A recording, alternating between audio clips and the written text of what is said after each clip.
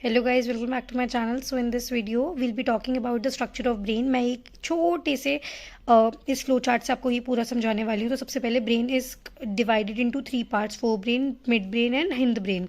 अब fore brain के अंदर होते हैं सारे वॉलेंटरी फंक्शन, इसको हम क्या कहते हैं, प्रोसेफ्लॉन। इसके अंदर होता है हमारे टेलेसेफ्लॉन एंड डाइसेफ्लॉन, ठीक है। अब इसके अंदर सबसे पहले होता है टेलेसेफ्लॉन के अंदर बेसिल गैंग्लिया, जो हमारे के लिए किस लिए रिस्पॉन्सिबल होता है, आई मूवमेंट के लिए और हैबिट लर्निंग जो होती है उसके लिए। लिम्बिक सिस्टम होता है, ये फर्दर डिवाइडेड है 2 पार्ट्स में, that is hippocampus and amygdala.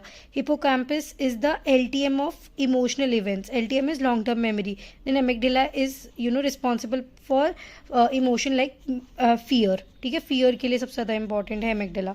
Then we have cerebrum, इसी का पार्ट है, इसी के ये क्या outer layer of the brain है। अब ये क्या रेगुलेट करता है हमारे जितने भी higher level of cognitive functions होते हैं, ठीक है। अब it is further divided into left and right hemisphere, ठीक है। इसको अगर हम यहाँ पे देखें तो ब्रेन लेटरलाइजेशन से देखा जाता है। अब देखो यहाँ पे लैंग्वेज होती है, इसके अंदर मैथ्स एंड रीजनिंग, ये चीज़ें रिस्पॉन्सिबल होती है लेफ्ट हेमिस्फेयर वाली।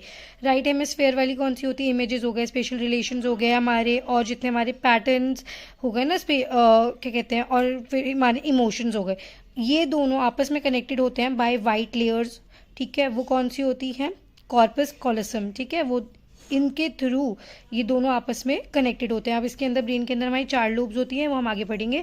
उससे पहले हम इधर आ जाते हैं। अब डाइसेफ्लॉन के अंदर 2 पार्ट्स होते हैं, hypothalamus and thalamus. Thalamus is responsible for sensory relay station है, एक तरह से जितने भी हमारे सेंसरी डेटा आता है वो ब्रेन में, वो सब कहाँ आता है, थैलेमस में। और हाइपोथैलेमस किस लिए रिस्पॉन्सिबल है, for pleasure, hunger, body temperature, pituitary gland को भी कोऑर्डिनेट करता है। फिर मिड ब्रेन, इसको हम मेसेफ्लॉन कहते हैं, ये कनेक्ट करता है हमारे फोर ब्रेन को हिंद ब्रेन के साथ, और इसके अंदर मेन यही काम है इसका। और ये इसमें RAS भी होता है, that is reticular activating system, ठीक है। इसे ये किस लिए इंपॉर्टेंट है, इसके अंदर क्या 3 चीज़ें हैं, अराउजल, अलर्टनेस एंड एक्टिवनेस जो होती है वो इसके अंदर आती है। अब देखो, एक होता है हमारे ब्रेन में ब्रेन स्टेम। ब्रेन स्टेम किस में क्या क्या होता है, मिड ब्रेन, और 2 चीज़ें और आती है, that is pons and cerebellum. अब ये आता है हिंद ब्रेन में। हिंद ब्रेन को ये भी कहते हैं, इसके अंदर ये फर्दर 2 पार्ट्स में डिवाइडेड है। अब इसमें जो मेटासेफ्लॉन है और एक माइलोसेफ्लॉन है, तो जो मेटासेफ्लॉन है इसके अंदर आता है हमारे दोनों पार्ट, एक आता है पॉन्स, एक आता है सेरेबेलम, ठीक है। और पॉन्स के अंदर आता है हमारे ड्रीम्स हो गए, हमारी रेस्पिरेशन, हमारे फेशियल एक्सप्रेशंस, ठीक है। और अब आता है जो हमारे सेरेब्रम है, सेरेबेलम है, इसके अंदर आता है हमारा पॉस्चर, मस्कुलर मूवमेंट जितनी होती है हमारी, उस सबको ये देखता है।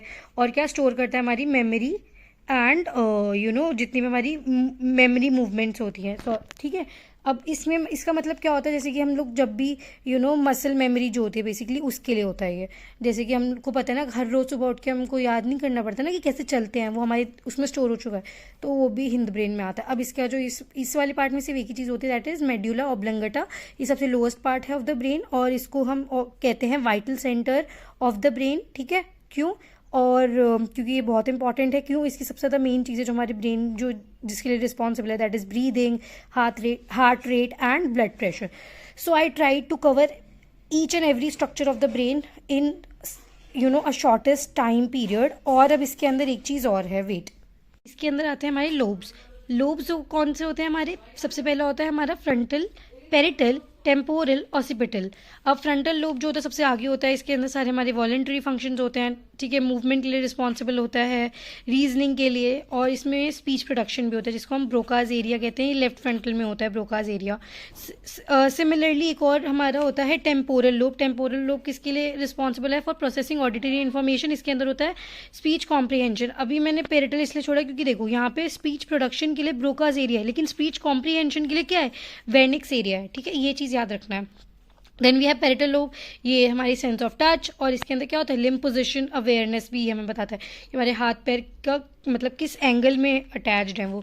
देन वी हैव ऑसिपिटल, जिसके अंदर आता है हमारे विजुअल प्रोसेसिंग सेंटर। तो जितने भी हमारी विजुअल्स आते हैं, जितने भी हमारी आईज से जाता है, वो सब यहाँ पे इस लोब में आता है, ठीक है।